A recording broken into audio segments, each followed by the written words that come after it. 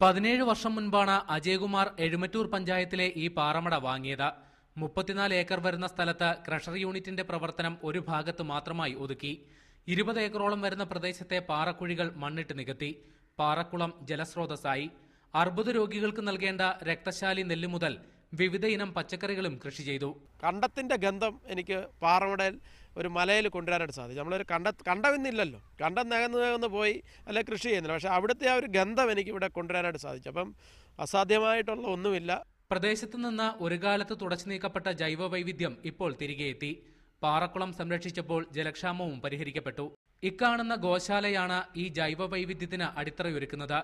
വിവിധ നാടൻ ജനുസുകളിലെ 173 പശുക്കൾ ഇവിടെയുണ്ട്. നാടൻ പശുവിൽ കൂടി ബയോഡൈവേഴ്സിറ്റിയെ തിരിച്ചു കൊണ്ടുവരാനായിട്ട് സാധിച്ചു കഴിഞ്ഞാൽ നമ്മുടെ നാട്ടിലെ ചൂട് കുറയും, കൃഷി സുഗമമായിട്ട് ചെയ്യാനായിട്ട് സാധിക്കും. ഉപേക്ഷിക്കപ്പെട്ട പാറക്കുളങ്ങൾ കൃഷിയോഗ്യമാക്കാമെന്നുള്ളതിന് ഉത്തമ ഉദാഹരണമാണിത്. തന്റെ മാതൃക മറ്റിടങ്ങളിലും നടപ്പിലാക്കുന്നതിന് സർക്കാർ തലത്തിൽ പദ്ധതി വേണമെന്നാണ് അജയന്റെ പക്ഷം. ക്യാമറ പേഴ്സൺ അനീഷ് കാഞ്ഞങ്ങാടിനോടൊപ്പം പ്രേംലാൽ പ്രബുദ്ധൻ, മീഡിയ 1, പത്തനംതിട്ട.